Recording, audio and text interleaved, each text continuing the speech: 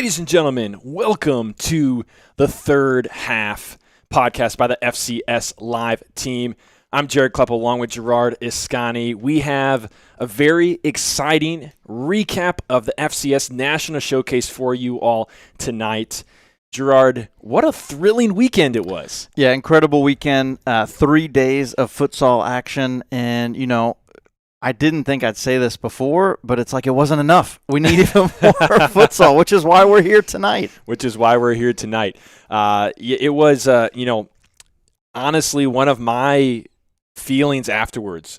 I was genuinely and pleasantly surprised at the amount of thrilling finishes we had, even through the group stage, because we've had, group games, shortened games in the tours, and there's some that are good and some that are just not as interesting. Sometimes the game doesn't have enough time to develop. Sometimes it's newer teams, and they, the majority of the group stage games were amazing. Yeah, and this was the first time in any of the tours that we had one of the semifinal games be just as thrilling as some of the group stage games as well.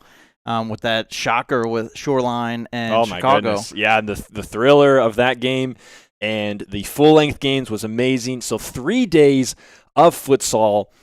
I think it was almost 20 hours of games across the 3 days and 7 teams. And the word that I keep saying and thinking of is thrilling. There's lots of thrilling moments. What was your favorite moment of the weekend? A goal, a move, something that Gerard said, possibly. What was your favorite moment? Put it in the chat. Let us know, and we might feature it on the stream. But that being said, we have a top 5 moments for you prepared. So let's roll it. Top 5 moments of the weekend. This is the top 5 moments of the weekend. We're starting out at number 5. So this is that game you're talking about, the 19-goal game, the go-ahead goal from Vinny Da Silva with 1:16 left to play. Get some space in the inside. A good goal and a very weighty goal as well. Next one, it is the header from Frankie Mendoza. He came outside of his arc and he had to head it away to get that one, keep that one out of the net. That's number 4. Number 3, this one, it is Olay, and it is number 13, Jonathan Stout. First time we've seen him in FCS. He goes to the top.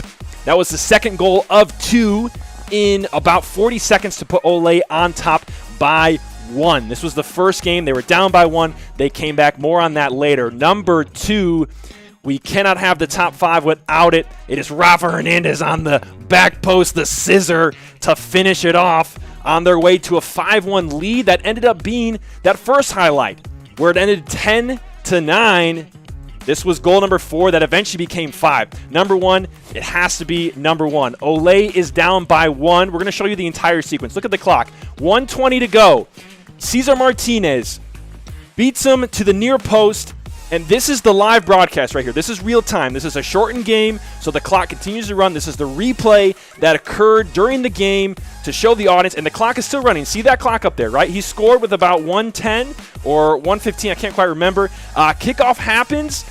They give it away, and it's J.R. Real who finds space, toe poke, and just like that, Olay, not once, but twice, make it through, not once, but twice, eliminate a 1-goal deficit and not just make the draw, but come out on top. How crazy would it have been? We'll talk more about this later, but how crazy would it have been if Olay does not get out of the group stage if they lose both those games? Yeah, that I don't know if anyone was prepared for that. That would have been devastating for Olay. To walk away from the showcase, not even making it out of the group stage. And in similar fashion, that's where Midwest United is. They didn't make it out of the group stage. I know we're going to talk more about that later. Yeah. And that kind of shows that contrast because both of those teams came into the showcase expecting to win. And so for Olay, they have not lost in FCS. And so for their first loss to come over the showcase and for them not to advance out of group stage after winning it all last season, That would have been crazy. And we will indeed talk a little bit more about that. Let's see what the chat had to say. Juan Galindo says, league champs and national showcase champs. Yep. Favorite part was Ole coming back in pool play. We had both of those on there. The Shoreline Chicago semifinal was 11 different kinds of amazing. I think Brian said that well. Frankie was one of the favorites, and the header save and the one he batted away had him standing up. So, yeah, we included that header save. Of course, he did have a goal. I thought about putting that in there, but didn't make the cut this time. And then let's see what else. The double swat save. Yeah, so we actually had a couple of those, as Luke pointed out. Frankie had a couple. Who else? Was it Chicago housekeeper? Didn't Escareno have a couple of those? I think when they played Shoreline in the first half, it was like basically there's a couple of times where he's like on the ground, makes a save, and has to like scoot and like make another save. And Frankie did the same thing. I mean, we saw some fantastic play from every position, including goalkeeper. Yeah, we saw some outstanding goalie play. And look, if we're talking about goalies, so Frankie Mendoza, he gets props, mad props. Last season, led the league in save percentage and goals against average. But wouldn't you know it, another Ole keeper led the showcase in save percentage and goals against average, and that's Andres Montes. And we haven't even talked about him. We're talking about all these, and so it's one of the things, again, about Ole is they just have so much talent that no matter who steps onto the court for them is going to have an impact on the game. Yeah, so we had some very exciting moments. If you have any favorites, put them in the chat. Were there any we missed that should have been in the top 5? Let us know. I know there was one that came to my attention after the highlight clip was made, and it was actually from the first game that we're going to talk about. Let's go ahead and hit that to the first game. First highlight of the weekend. That's kind of how we're going to do this today, is we're going to go sort of by highlights by day. So the first highlight is Lansing City and Shoreline. And in this game, the clip that came to my attention was a player that we wanted to talk about, because this was the game that not this game. I'm mixing it up. I totally mixed up. This game, there was really only 2 players from Shoreline that had an impact in this game. But I have to say, though, I left them on a cliffhanger for the other one. So the play was Ivan Sereno against Capital Futsal, and he kind of got locked in the corner and just dribbled real fast by a couple of guys and hit it. Actually, it looked like I think it bounced off the defender into the goal. And that was why it was hard for us to tell it went in, because he didn't really have it. He just shot it at the guy and it just bounced into the near post. And that was a pretty amazing play as well. Yeah, I mean, he rounds 3 people to make that shot, and the angle was impossible. So it reminiscent of that the shot from David Saltzman last year. Yeah, just almost parallel to the goal. Yeah, and he went sky high for that one. Yeah. So now let's talk about the first highlight of day 1, which, by the way, when we get through these highlights per each day, definitely let us know what your favorite moments of each day were, because we might feature them. So right now we're talking about the first day, and first match we want to talk about is Lansing for Shoreline, the first FCS action we got to see Shoreline in. Of course, Shoreline came out on top 4-2. What was interesting to you about that game? The amount of shots that Lansing City took, that seeing their shots compared to their goals, that was wild. And seeing the Mendez brothers in the way that they played. So I had a chance to see them over the summer in a street soccer league in Grand Rapids. So I had a little familiarity with them. And as soon as I saw them dress up for Shoreline, I was really excited about what was going to happen. And they didn't disappoint whatsoever. They played a part in all 4 of the goals for Shoreline City against Lansing. Yeah. And that was the difference maker, really, was the Mendez brothers in that match. So let's talk about Lansing City for a moment before we talk about Shoreline, because I think that's really exciting. We got a chance to see Shoreline in the FCS for the first time, for the whole weekend. But this very first game, we'll talk more about them in a second. But for Lansing City, this was how they started their tournament. They lost by 2. They beat Capital Futsal in a commanding fashion by, I think it was 7 goals. And then they make it to the semifinals. They got trounced by Ole in the semifinals. In Grace. This game, they played Grace. They played Grace. Excuse me, it wasn't Capital. It was Grace that they won by 7, and then they got trounced by Ole in the Ole in the semifinals. But in this game, I felt like they it seemed like there were things that were better, Mm-hmm. but all the goals against them were still giveaways. Mm-hmm. Yep. Like there wasn't that much that was created by Shoreline. And anything that was like Josh Pierce was playing in goal, and he, was his first showing for Lansing City since he went to Olay, and he previously played for Lansing City and now played for them here, and he played well. But what do you make of that for Lansing City? It's like it seems like maybe there was like some growth in some areas. Diego Bobadilla was playing all right. They didn't have Rafa Hernandez like they did in the other tours. Luciano Cernuda was there right for this game. And this was Trezor Crispain's first game back. Right, and Trezor's first game back. back. And so I thought there's a lot to take away that was really encouraging. Yeah. As far as, all last season we talked a lot about growth and development. And Lansing City still defines their success not by wins and losses, but by their continued growth.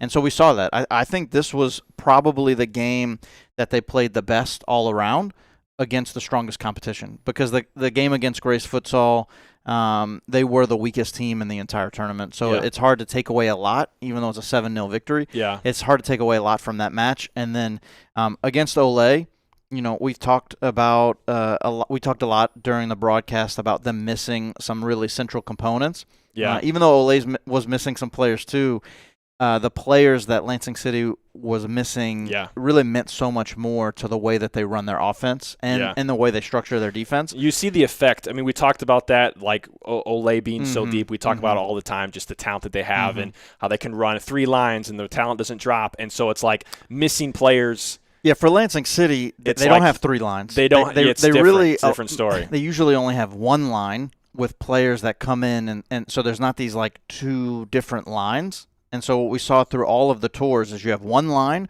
with players that are subbing in, right? And you just have somebody like moving in and out. So when they played in the exhibition match against Olay just over a week and a half ago, their first line played 95% of that. And so then you take 3 of their frontline players off, and now it's a completely different team. Yeah, so that was tricky for them in the semifinals. For Shoreline City, what was your first impression from them after seeing this game, or even during the game? So not only this game, but this game in contrast with the second game that they played. So their second match, they played Grace as well, without the Mendez brothers. Yeah. And so one of the things, I had a chance to talk to Cody Harrell after the matches, and he talked about being able to do 2 different tactical approaches and be successful with both based on the teams that they played and with the roster availability that they had. And we saw some standout young players. Yeah. So I already had a little bit of background on the Mendez brothers, so I knew they would be really talented, but I knew nothing else of anybody on the team.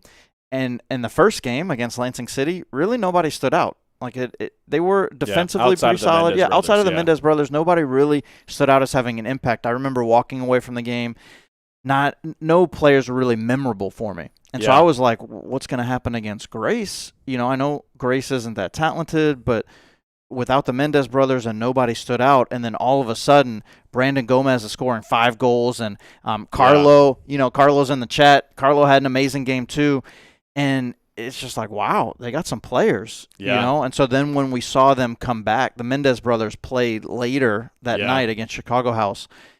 We saw kind of like the culmination of both of those prior games come together, and it really created that exciting match that we had. Yeah, and it really helped us get to know some of those other players, like you mentioned, in that second game. And that was a one-sided game as well. They did win by a margin of 7, just like Lansing City. And so we'll talk a little bit more about Shoreline later with the semifinals that they played in.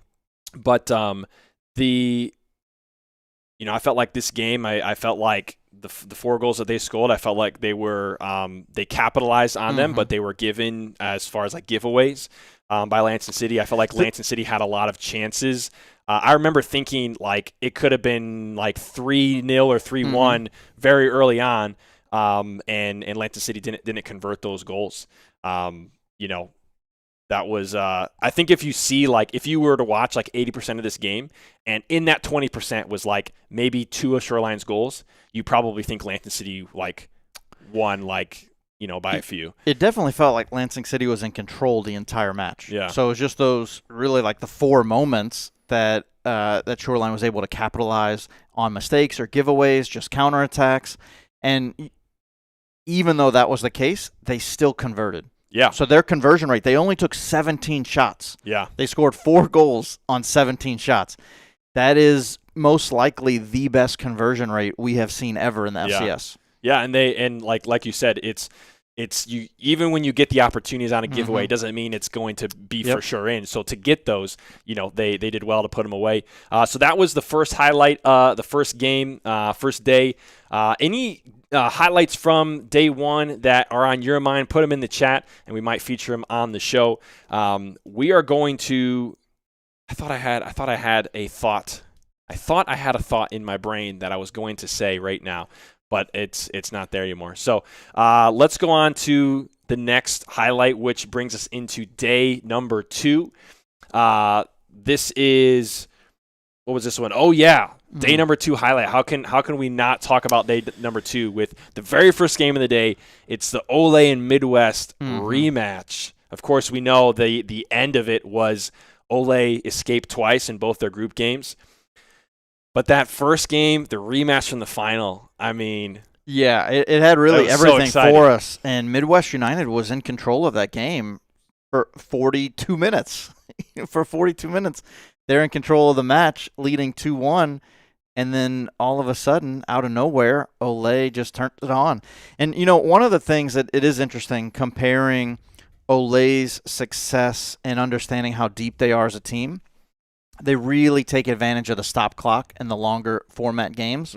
So having the running clock, it was just something they had to get used to, really, of like understanding how to turn it on in a way that they're not normally used to doing because they have a full game to do it in. And so in a lot of ways, this is like, 60, 70% of the time of a normal full-length game. So they had to really adjust. And I think that's what really caught them off guard in both of these matches. Was the fact that it was a shorter game. Yeah, because they're, go back and watch some of the games. Again, that exhibition at Lansing against Lansing in Grand Rapids is a really, really great example of what Ole wants to do. They're very slow, very methodical with their offense, and so they don't rush things. They always wait till they get a great shot. Yeah. And for them, that's important. Well, when you have a condensed game and you have a team that's really patient, looking for a great shot, and you have a team like Midwest United who's really solid defensively, all of those factors don't line up for Ole just running away with the match. And how about this being what a way to start day 2, right? Yeah. I mean, it was like off to the races. This was an intense match. Both teams wanted this game. There's history. There's relationships across like the red and the blue. That they're friends outside and on the court. They're fierce competitors, and I mean it was an incredibly exciting game. And like you mentioned, Midwest is up by 1. We saw the replay. If you missed it, we had a top 5. Maybe we'll show it again later, like during right around a commercial time or something. But it was in there. That goal with like a minute in 20 or so left from Stout. I mean, that was an amazing goal, and that match was not a disappointing match from a viewer perspective, not one bit. And you could literally say the same things about Chicago House that we said about Midwest United. They were in control of that match. Like they weren't dominating the match, but they were in control for 42 minutes. So it's almost like the same exact storyline for Chicago House, and so it really shows you the level of talent that they're bringing, and it's just a matter of getting over that hump and withstanding that literally 2 minutes. I mean, it was 80 seconds for Chicago House. Yeah, Chicago House. It was just the last 80 seconds. I'm pretty sure it ticked under 120 before Martinez hit the shot. And then, maybe 117. And that's a really great example. So we saw it in the final. We saw really where Chicago House needs to grow as a team is just composure and really understanding how to manage the game. If they manage the game more effectively, they walk away with at least a draw. Right? There's only a minute left, and it's just simple things. It's a running clock. Were they aware it's a running clock? Why did we restart so fast? Right? Why did we restart so fast? It's a running clock. You just gave up a goal. You just lost momentum. A draw right there, that gets them into the playoffs. If they draw that game. If they draw that game, like that gets them in, and they don't have to worry about Capital Futsal getting some type of result for them later. Yeah. So that's the part of situational awareness. Like, even if they just walk slowly back, right? Yeah. To put the ball in play. Well, the thing is, and then maintain possession of the ball. The thing don't is, try to advance it. They would have had to, like, the next goal came like less than 10 seconds after the kick. It did, but it came because they gave the ball away. Right, they gave it away. They gave it away instead of just Yeah. trying to maintain possession. So you tell me, Vinny Da Silva, Ivan Sereno, and Rafael Hernandez, those three players can't maintain possession of the ball for 1 minute? Yeah, that was like, tough. That was a tough result for them, and I know they all wanted that one back. And for Olay, it's like, we'll talk more about this later, but like this whole tournament could have been different. If these two results don't go their way, it's like, wow. But it was very exciting to see Chicago House get to play Olay for the first time. I mean, this was the first match in the group stage, the third match of the day. On day 2, we see Chicago House get to play Olay. Olay has one game under their belt from the morning, that closer with Midwest, and then we see Chicago House come up and play them. And they were playing them very even. They were playing them very well. Of course, we know, when teams have been playing Olay, when they play them even, it doesn't necessarily mean that, like, Olay is playing even with all their substitutes and everything, and Chicago House is playing even with probably like 80-85% of like the starters out there. It's very much the same story we just talked about as far as like Lansing City and not having some of those players available and how much their starters play. So Chicago House the same way. Yeah. Like, their starting 4 field players play really like 90% of the match. Yeah. So before we move on, one last comment on this for you. How does Olay do this twice? Like, this is phenomenal play. You're in a tournament, it's shortened games, and you're down by 1, and you turn around real quick, score 2 quick goals, and you win. It's like, boom, that's amazing. But like, they literally came right back, did the same exact thing. Like, how did this happen twice? So this is the part that's interesting, and I don't think that we really got a good taste of Olay until later against Chicago House, of how dominant they can be. I mean, against Lansing City, we had they were missing some of their talented players, so I feel like the game against Chicago House really put on display how talented Olay is. Yeah. I feel like a lot of times, because of the way that they're trying to play and what Fabian Rodriguez is trying to teach his team, it's like there's a governor on them. Like on a car, you have a governor that restricts how fast it can go, and he is literally inhibiting what they're capable of by teaching them how to play to be more successful at a higher level. So when they just need a goal, I'm supremely confident they can just get a goal anytime they want. Anytime they want. You see some of these players and how talented they are, and you see the plays that they run. So a lot of times they're really trying to set up a highly successful opportunity. They want really high conversion rate. They're not just out there getting goals. They're trying to create solid opportunities for tap-ins. Yeah. Right? We saw the goal that Frankie Mendoza missed. It's a tap-in. Right? How many times do they set up? If you go back and look at all of Olay's goals, even over last season, how many of the goals were shots on empty nets? Yeah. Because of the way that they passed, because of the way they moved. And that's really what they want to do. And so if you say, hey, I just need a goal from you right now, Olay's going to get it. And that's what happened. They recognized that they needed the goals. There's a minute left. They're like, we need a goal. So you feel like they just got it. You feel like they just kind of turned it on. And, absolutely. Well, it's interesting. I can't quite remember the first goal they scored against Midwest, but I do remember against Chicago House, they scored their first goal because they flew Frankie. And so they got the opportunity. Caesar got the opportunity because they had a player up and they were passing the side and he got a little bit of space and put it in, and it was an amazing strike. So that's interesting that they, I kind of recognize that they got a goal that way. And then the other, I mean, it was just kind of it's almost, you almost feel like you have to, like, even though Olay was the common denominator between the two games, I feel like you have to recognize the common it sounds really harsh. I don't mean it to be really harsh, but the common crumbling of the other teams. Because, like, what happens in, like, both times it was a goal, like a breakthrough goal, and then it was, like, seconds later, and it was, like, something happened that maybe that first goal to tie was just, like, so disheartening, but then, you know, the players didn't tune into the game. And then that's why we see like a giveaway or another easy chance. And I mean, for the Midwest game, it wasn't an easy chance. That was an incredible strike from Jonathan Stout. But for the Chicago House guys, you know, that was like, it was just all of a sudden, you kind of like panic. You just kind of try to get rid of it. And then you just, you know what I mean? Yeah. But, you know, what do we say about futsal? Momentum, Yeah, right? Like crazy. that just swings so fast, and it has an impact on the game because there's that mindset shift when you're winning the game with 2 minutes left, and then all of a sudden now you're drawing and the time's dwindling.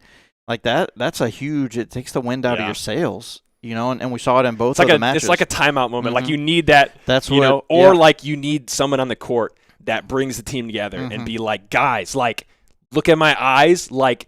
We gave up one, but, like, get it together. We're okay. Like, we're okay. 50 seconds, let's go. You know, like, you need that, like. Yeah, it's tough because you only get one timeout. Yeah, right. And the group stage, we did give them timeouts this time around. Yeah. In the last events, we didn't have timeouts. But they had one timeout, but 22 minutes of rolling clock action, one timeout. Can you really save it to that point? No, you know? Probably not. But – it's just kind of interesting that how that happened. And see Ramon Hernandez in the chat. What's up, man? Thanks for tuning in. We missed seeing you this past weekend, but your team did awesome. I also saw Chicago versus Olay, new rivalry possibility. I mean, I think Chicago House is very hungry, and I feel like many teams kind of, because of Olay's position with the target on their back, it's kind of like there's kind of almost a rivalry with every like competitive team, you know. But I mean, Chicago House is definitely showing that like I have not seen Olay engage another team outside of Detroit Imperial the way they engage Chicago House. What do you mean by that? There were so many scuffles throughout the entire match. There were so many conversations that were happening. And I say conversations, but heated moments, heated battle moments between people like Cesar Martinez and Rafael Hernandez. Cesar Alayo, Rafael Hernandez. There's a consistent theme there, right? But it was just so many players. It was really intense, you know. And there were moments where we were wondering what the officials were going to call, what they weren't going to call, and how that was impacting it. And so much of that, some of the questions or concerns about the officiating is because of how the players were raising their intensity level, just battling each other. And so regardless of what the score line ended up being, so much of a rivalry isn't just in how competitive teams are and like what the final result is. It's really about the emotion in the match, and it's the emotion of the players in the match, how serious they take it, how do they respond to one another. You think back to some of the Detroit-Chicago basketball games, the Pistons and the Bulls, and I mean, we're right back there, right? You think about how they engaged and how much enthusiasm and emotion would go into these matches, and people were dying to win. That's what you saw out of House, and that's what you saw from Olay.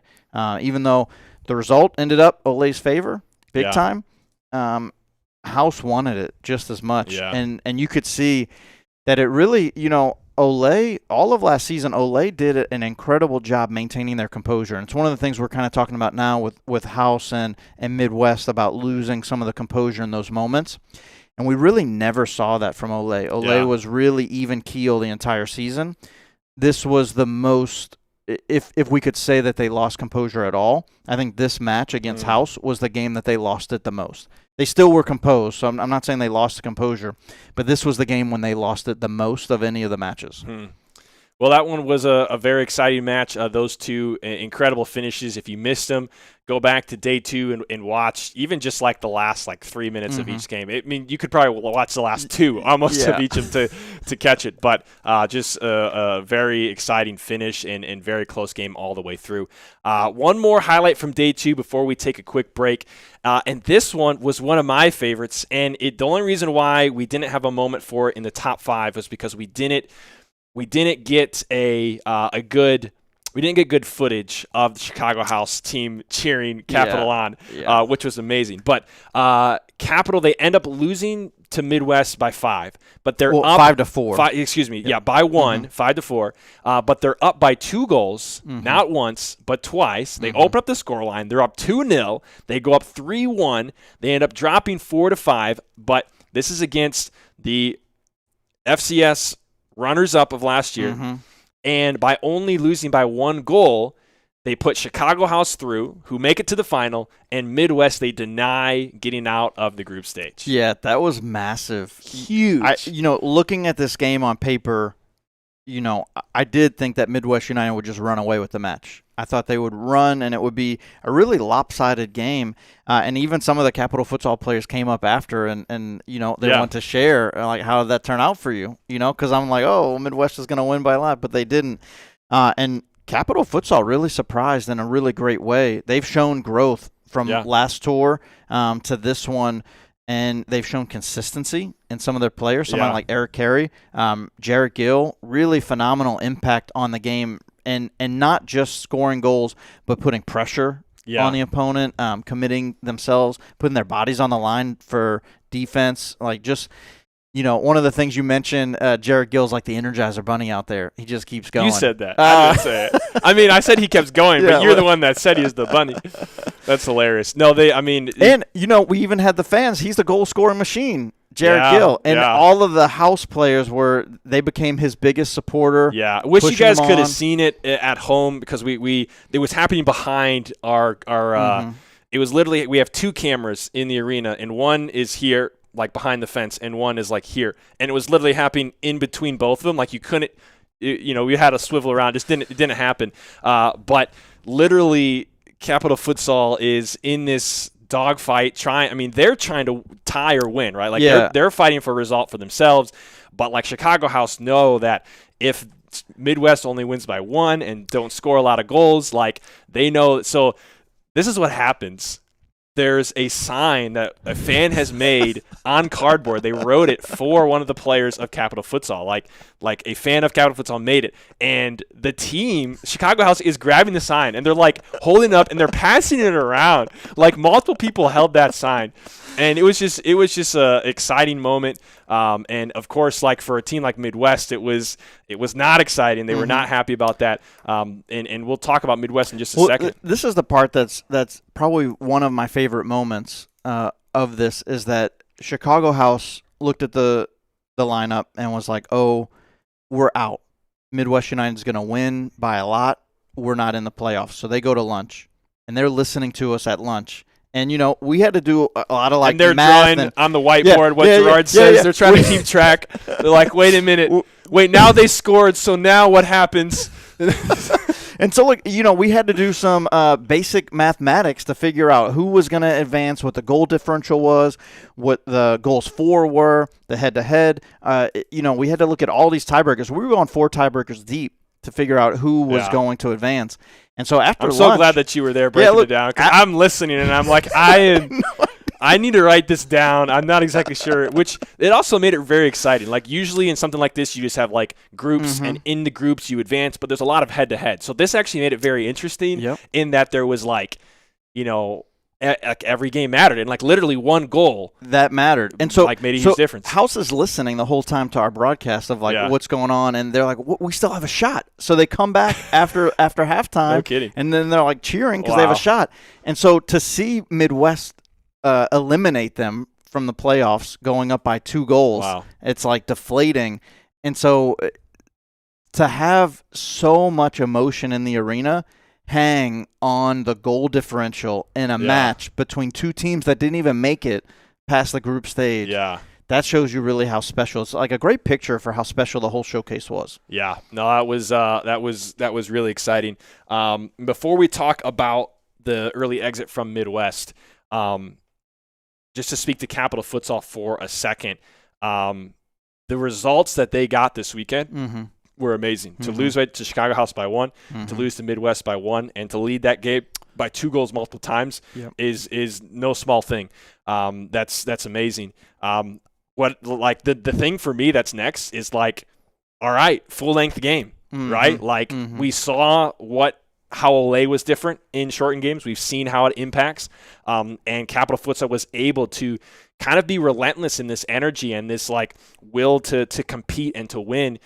Even though they weren't as talented as the team they were facing, they came out with good results. It's like, okay, like let's put these guys on a full length game and like let's see what happens. And if I'm them, I think I'm very encouraged with those results.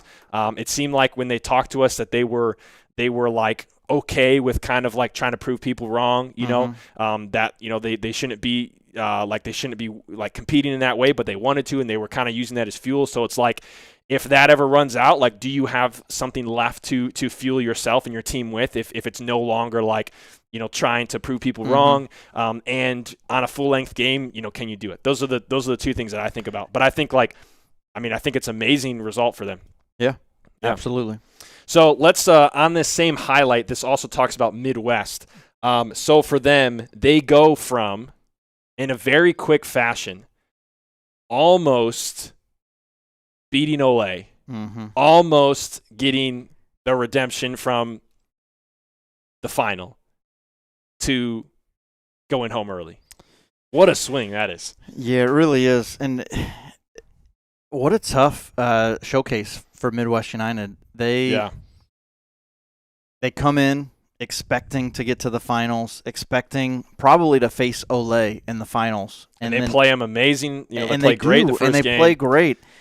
What a letdown. Tough. Just 90 seconds difference between them walking away with the first defeat in Olay's FCS tenure, and then a loss for them.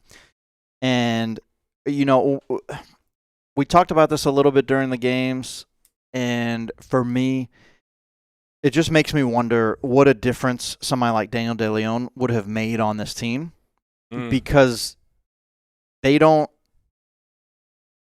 he adds an element to their team that they don't have, just with his creative ability. And you put him on Olay's team, and he doesn't add something to Olay that they don't already have.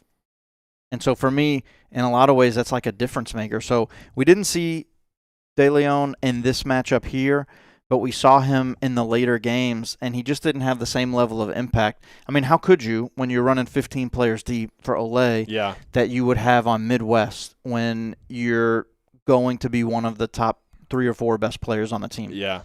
Yeah, and I'm trying to think if there was I know Midwest had some players missing. Gio played. He's been playing well when he's played in the summer. I don't think they had Boris, Lalich, and Joseph Abden wasn't there. They didn't have Abden, but they had Hasovic. Yeah, and Gerardo Montañez. He's really good. Isaiah Meyer, Anthony Leon. So they had most of their guys, With this lineup, if you do play a full-length game, I still stand by the prediction that it's going to be a lopsided effort against Capital Futsal. Because if you go a full 40-minute stop clock, they had 2 full lines. You're going to see the talent come through over the course of that match. It's not that condensed match. But they didn't do it, and they walk away. Now they got to wait months for that redemption arc again. And it's like a continual theme for them. This redemption arc. When are they going to get over the hump and beat Olay? And I know they want to too. They want teams. it. I mean, right now they are the team to beat. They still are undefeated in the FCS.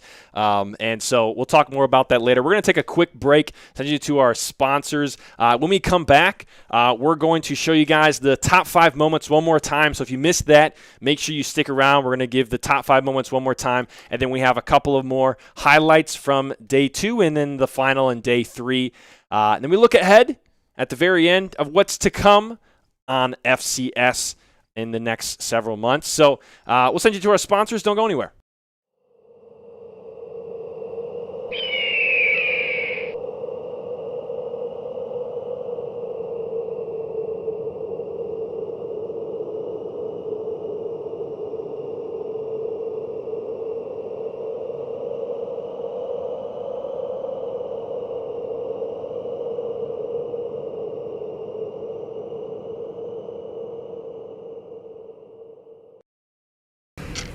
Committing a crime so you can try to escape from prison.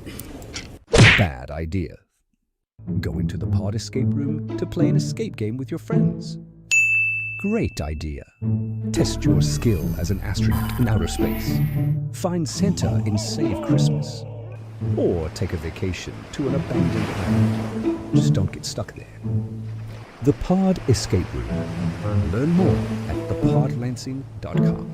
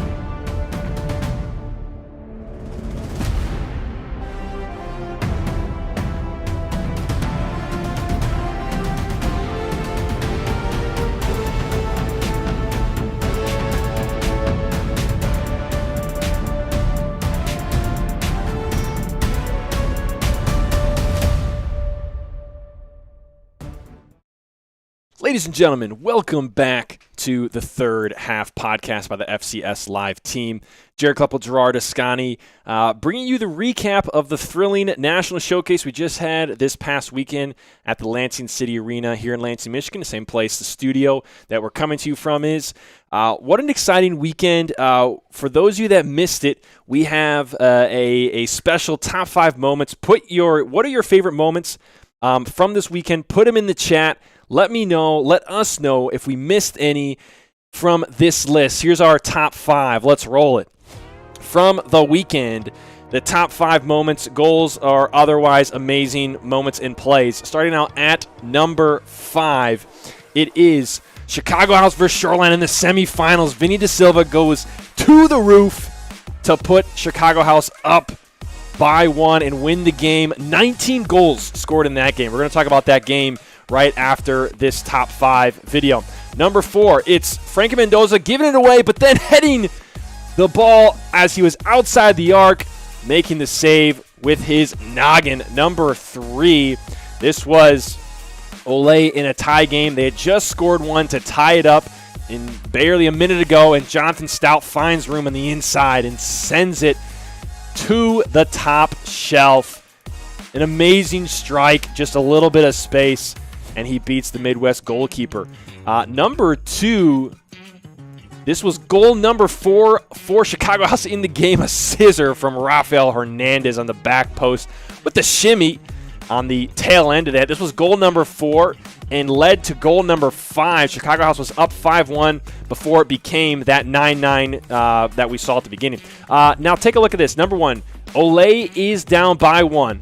This is a running clock game, 1:18 to go. Cesar Martinez capitalizes, gets the game-tying goal at 4 while Frankie Mendoza was flying. Now this is all live this is all the video that came right from the stream. So this is the replay that everybody saw. The clock is still ticking, as you can see in these shortened games. The kickoff happens, and we are literally less than 30 seconds from that goal score in real time, not game time, real time. And Gerard puts Ole on. Didn't even have enough time to change the score. That's how quickly it happened. And Gerard is able to put the finishing touch. And Ole, not once, but twice, come back from a goal down with 2 minutes or less to go. In this game, there was a minute 17 when the tying goal was scored, and about 50 seconds when the go-ahead goal was scored in a running clock game. I mean, what an amazing feat from Ole to do it not once but twice. What were your favorite moments of the weekend? Put them in the chat, and it might be featured. Did you have any favorite moments that we didn't mention that didn't get caught in that video? Luke Miller in the chat talked about the save from Frankie Mendoza where, I mean, it felt like he was like Spider-Man. He makes the save one hand and then he dives and turns around and 180 on the ground, flips it away with the other hand. It's like, wow, like what just happened? How did he do that? That was pretty incredible.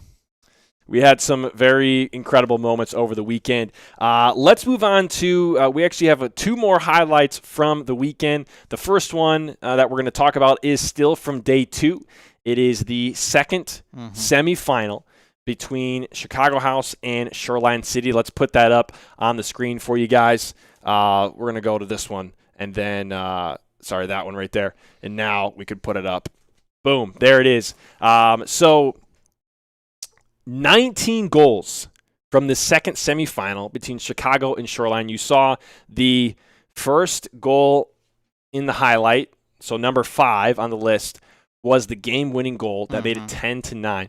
This was a 5-1 lead from Chicago House. You can see it on the bottom of your screen. Shoreline were down 4. They go up to a 6-goal flip. 6-goal flip. But then a late surge from Chicago wins it 10-9. I think you said, if you guys hate goals, turn off the screen right now and don't watch this game because this game had a ton of goals. Yeah, there's like 6 or 7 more goals after I said that too because they just kept coming. I mean, it was 5-1 at half, right? Yeah, it was 5-1 5-1 almost. I think it was like 15. Probably about like 5 minutes in. Yeah, 15, 30-ish. And this goes back. So, there's a little thing, if you notice on that clip, I didn't notice it the first time, but when you look at that clip of when Cesar Martinez made the shot, when Ole was down by a goal in the group stage against House, Lito Esquivel makes sure that he gets the ball and runs it back. So he goes and takes the ball from a House player. I think it might have been Vinny Da Silva that had the ball. And at first he kind of like hit it from Lito, but then Lito took it and go back. And that's a moment of just veteran leadership and in composure of situational awareness. Yeah. And I think that when you look at this game against Shoreline, being up 5-1, who steps up for Chicago House to have that veteran leadership and composure when the goals start coming, to slow it down, to reset, because it's little things like that are the difference in you regaining the momentum or at least weathering the storm. Yeah. And it's one of the things that Chicago House didn't do well. They didn't weather the storm, and they end up going down by 2. Yeah. And they have to fight back in. And so Yeah. they did come back later, and it really shows you their resolve. But the question for me is, how could they prevent themselves from even getting in that? Yeah. Because they were so dominant for the first 25 minutes of that match, right? Yeah, The first half. 5-1. Yeah. Yeah, we thought it was going to So be very dominant. similar A cakewalk. Thought it was a cakewalk. Yeah, because the first semifinal, Lansing City got beat pretty good by Olay. I mean, I think that one was like a 6 or 7 goal margin. And, this game was looking much like it. Chicago House was, and very interestingly enough, this was the first game that we got to see both these teams, which are going to be new to the FCS next year, in a full-length game. So even though we had seen Chicago House in the previous Lansing tour, we had never seen them in a full-length game. We hadn't seen Shoreline in a full-length game. So that was very interesting, and it seemed like Chicago House was going to lay it on them, and then all of a sudden it starts. Yeah, it was really surprising. Goals start coming back. Yeah. Goals start coming back. Any goals stick out to you in that game? Other than the one at the end. There's so many. I mean, that's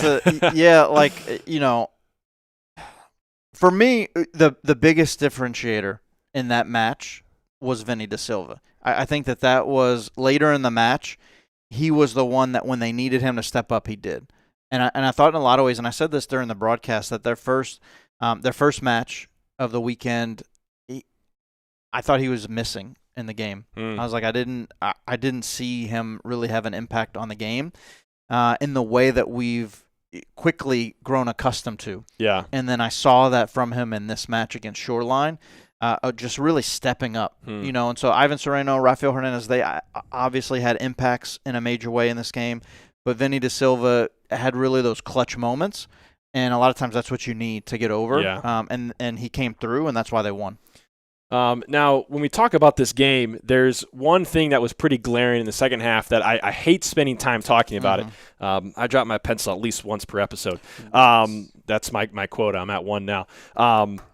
I hate talking about it, and I hate giving it a lot of attention, but it has to be said because, from that, during this surge that Shoreline had, we had very, very poor officiating to the extent that, we were talking about it on air probably probably was a little bit annoying to people watching because we were kind of baffled, but it was to the point that the players didn't really know how to play.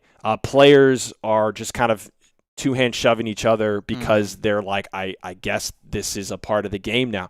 And that last 15 minutes-ish, because I can't remember exactly when it happened. I just remember the timeout happened around 15 minutes. Shoreline started to come back, and we started to see this. So somewhere in that 5 to 10-minute range, we started to see this happen. And like I said, I don't want to talk a lot about it, but I think it's just important to say that this 10 or 15 minutes of futsal was played differently than any game of futsal I have seen in the FCS since last year. It was that was the extent that the officiating poorly changed how people were playing. I know you might have a couple thoughts on that. Like I said, there was so many other things that I would rather talk about in this game, but you can't ignore it, right? You just can't. I'll just say it's not fair to the players. Yeah. Regardless of what we want to talk about or how much time we spend on it, it's not fair to the players who are coming out here, putting everything they have on the line to play this sport, and then for their safety to be in jeopardy because the officials can't call the game consistently. Yeah. That's really the root issue for me. I don't care that they miss calls, but the inconsistency and putting players' safety in jeopardy, that's a problem.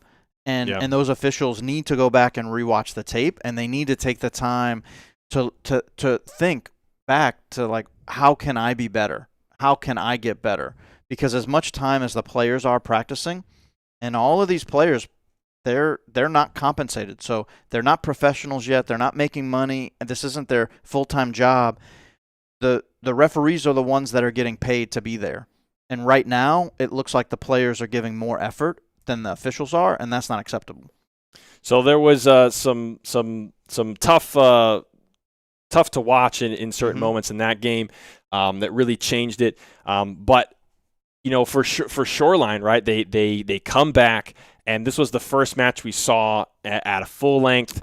Both Mendez brothers were there. This was the third game. We kind of got to see them a little bit. What was your reaction and take from being able to see them in a full-length game for the first time in the FCS? Yeah, so I anticipated Shoreline not being that deep and really being challenged in the full-length game. So I was very surprised to see the depth that they have. Yeah. They have a lot of talent in Shoreline, and they're going to be incredibly competitive in this upcoming season. A couple of players that stick out. We already talked about the Mendez brothers, but somebody like Brandon Edwards, we didn't even really talk about him in their first couple of matches over the weekend. He ended up with a goal and 3 assists. In this game. Yeah, in this game. And it's like, oh, wow. We talked about Carlo already. Somebody that you mentioned was really upset on that Vinny Da Silva goal, Franco Calabrese. Yeah. He had a really big impact. He had a goal and 2 assists as well. So talk about just for those of you that missed it, Carlo.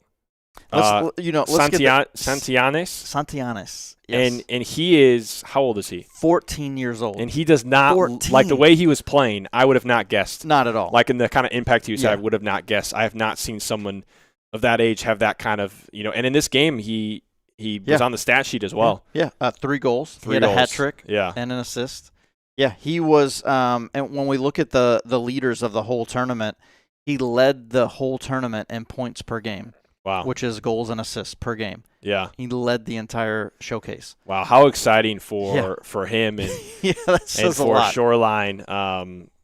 That's I remember after the first time we saw him play, hearing that someone was on their team was very young, and I was like, I didn't see anybody that seemed that young, and wow, it's pretty amazing. Also, Luke in the chat says Alex Mendez broke a record for shots taken in the game. He might have. He was kind of just turning and ripping like any chance he got. Also, the amount of times that they hit the post in this game was like 7. They hit the post 7 times. Yeah, it was crazy. Like you could see it on their faces, like they would hit the post again, and they'd be like, what is happening? If we looked at the Lansing City game saying that Lansing City should have won that game because of how many opportunities just missed, I think you have to say the same thing about Shoreline here. Yeah. Because for Shoreline to hit the post 7 times and they lost by 1. Yeah. It's really tough in my perspective. Like there's so much of this game that was hindered by the officiating. It's really hard to because that was when things started to change for Chicago House. You know what I mean? So it's hard. It's really hard to make those determinations. But I totally understand what you're saying about this. Goes into the post. It goes into what really makes Ole so successful. Is no matter what happens with the officiating, they don't let it impact the way they play. And so the fact that House was changing their physicality. Because, this was acceptable, so let me do a 2-hand shove, right? Or so they were letting the officiating change the way that they played the game, and they were letting it influence them. I mean, that's, in a lot of ways, that is what happened in this game, is that Shoreline pushed the issue.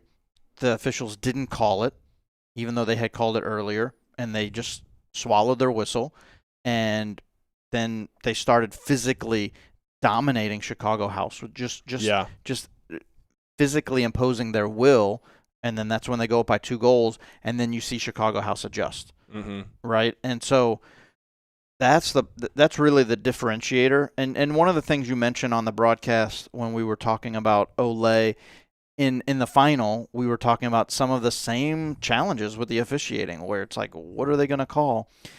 Ole has a tendency for everybody to really chirp or voice up their concern to the officials, and they do it collectively, and they really put pressure on the officials in a way that some other teams may or may not do it.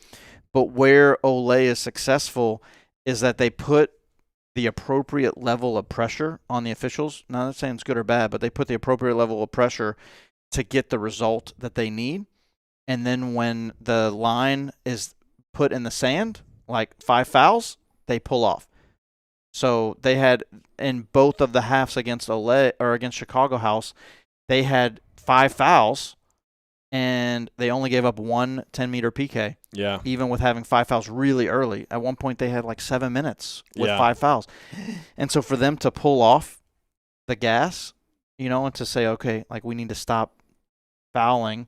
Yeah. And they did that consistently all season. Like if you go back and look and throughout the FCS, they were one of the league leaders in fouls. They have a number of people on the leaderboard for most fouls in the showcase. But when the 10-meter PK is on the line, all of a sudden Ole's not fouling anymore. Yeah, so to kind of wrap up this game, I mean, so many goals. That second part of the second half was there was officiating was a big factor in that, and it's kind of hard to evaluate some things with that. But it did end up being exciting, and I'm so glad that there was no fights that broke out or anything. I mean, honestly, the way that things were going, it was like, we need to not have that, and I'm very glad it wasn't. Chicago House came out on top, and they got to see Ole in the final the next day, which is our final highlight is from day 3, and it is the result of the final. Ole on top of Chicago House in a commanding fashion, and the message, there's still one team to beat.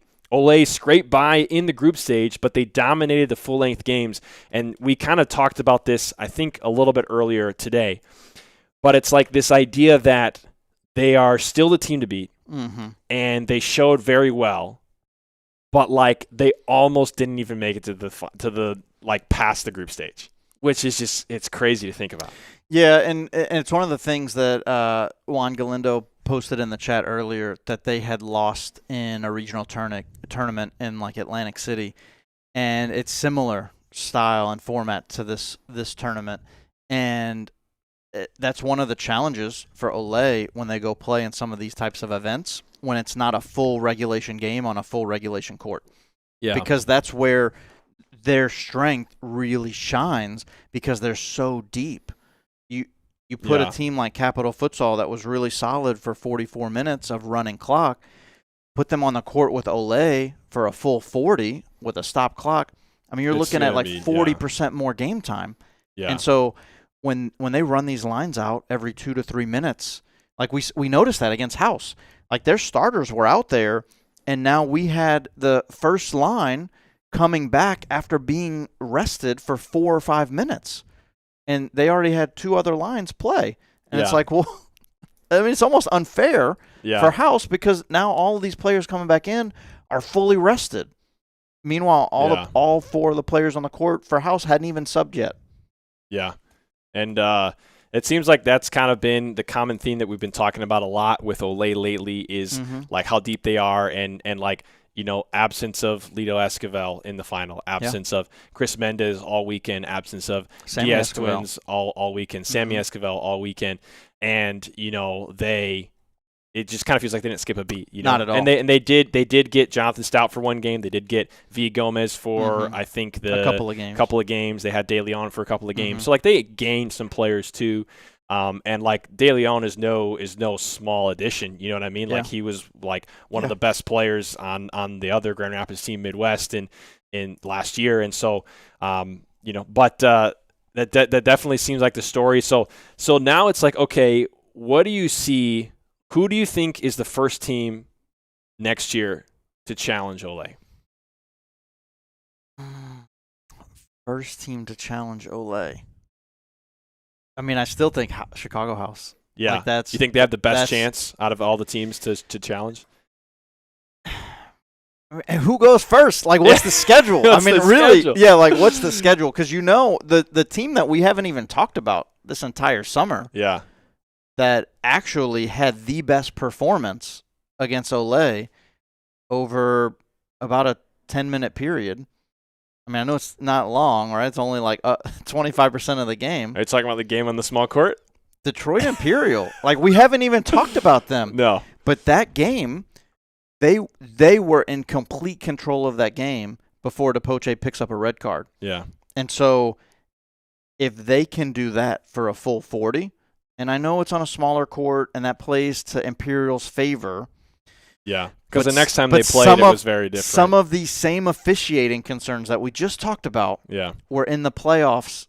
They had a situation that was an obvious yellow at a minimum, potential red card, and they walk away with just a free kick. And Imperial was livid. Depoche has like a massive bruise on his shin, and like no foul is called. Like a huge like blood blister that was like I don't even know what. It's just like you could see like the blood had burst inside of his. Wow. And like no foul was called, and those are the moments that become really challenging. So really, who's first on the schedule? Because I mean, Midwest United, they played Ole the best at the very beginning of the season. Well, that's what Futsal News agrees with you. And the schedule, House and Lansing both close.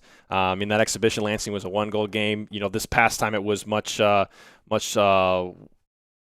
semifinal was much more disparity. What we talked about, the missing players. Midwest knocking on the door as well to salvage points. If Juan has that right, if we're going to see Villa Gomez and Stout all season, look, I already think De Leon's amazing, right? Yeah. He led the league in assists. He's one of my favorite players to watch in the league.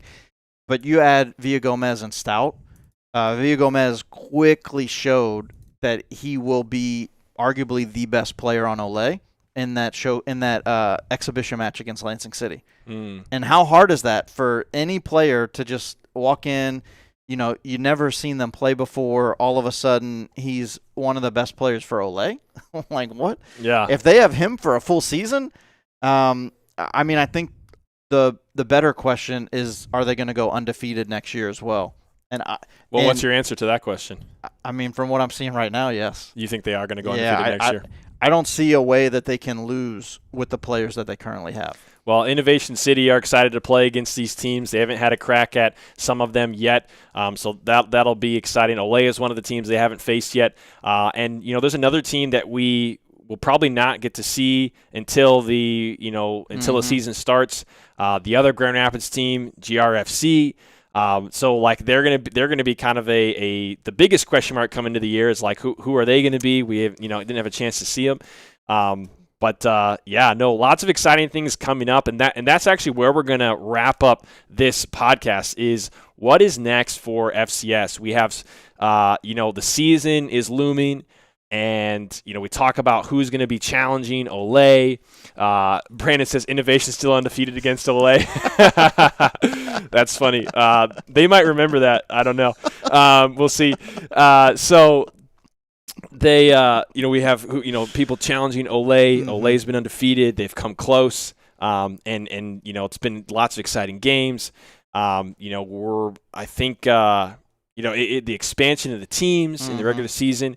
Also coming along with next year is FCS Futures and FCS Women's. Mm-hmm. I mean, so much to be excited about once the season hits sometime in the So I know late you're fall. gonna love this. I'm gonna love it. You're gonna love it. Can't wait. So we already have over 120 player bios on the website. Wow. Wouldn't you know it? Wouldn't you even Wouldn't know you know it? We Wouldn't already you have know it? we already have several ladies submitting already too. Wow. So go look at Chicago House, their roster. They got a bunch of bios in, and Ole already is getting their bios in. And look, we already talked about how dominant Ole is on the men's side. I feel so bad for all of these teams on the women's side because Ole has two players that just got done playing for the U.S. women's national team. And from what I've heard from a lot of the players, that they compete with the men. And so wow. I mean, we'll have to see in training, once it plays. Yeah, it's going to be fun to watch them and to see if they're on that same talent level of everything that we've come to see and expect out of Ole already. For them just to be dominant in that aspect too on the women's side, wow.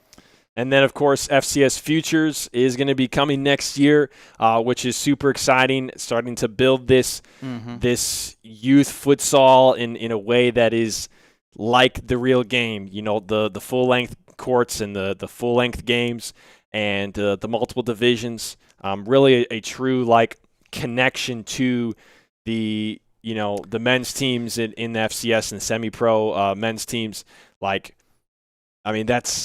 That's what we're looking forward to right now. One of the things I'm really excited about for the futures is so many young players all that they know and have experienced in futsal is playing on a basketball court. Yeah. And we saw it. Small basketball courts. Small Yeah. basketball courts. Very We small. saw this at the exhibition match, Ole Futsal Club against Lansing City. When we show up, it's the U.S. national team youth ID trials, and they're playing on 3 courts that are super tiny. Like, it's not even half of the normal Lansing City arena court. And like the first game we see is like high schoolers. Yeah, Like, this is not just like and it's Yeah, I'm it's watching crazy. and I'm like, this isn't even half of a full length court. Yeah. Like and they're evaluating talent. Like they're Yeah. evaluating the players that they want to play for the U.S. national team based on a half court. Yeah. Like not even a half court. So imagine going to an NBA game and it's like, tonight it's just going to be a half court game. You would be so disappointed. And Yeah. like what. You wouldn't see the fast breaks. You wouldn't there'd be so much of the game just completely cut out.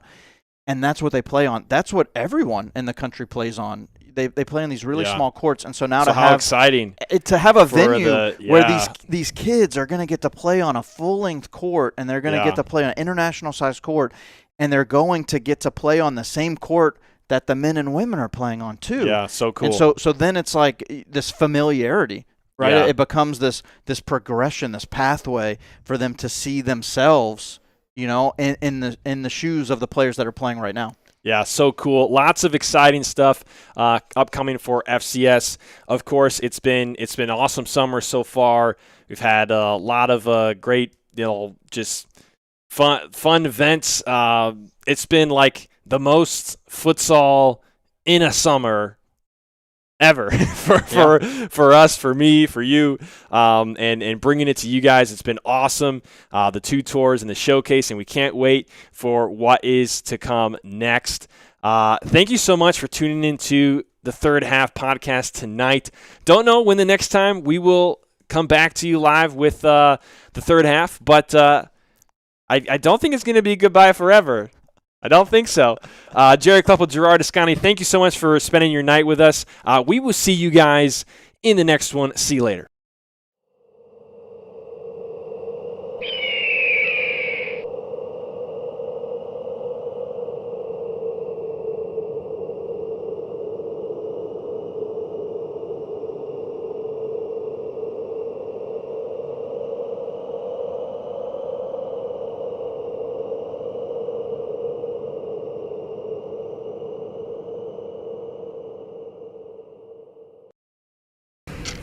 Committing a crime so you can try to escape from prison.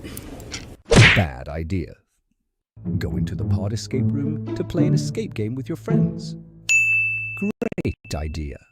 Test your skill as an astronaut in outer space. Find Santa in Save Christmas. Or take a vacation to an abandoned island. Just don't get stuck there. The Pod Escape Room. Learn more at thepodlansing.com.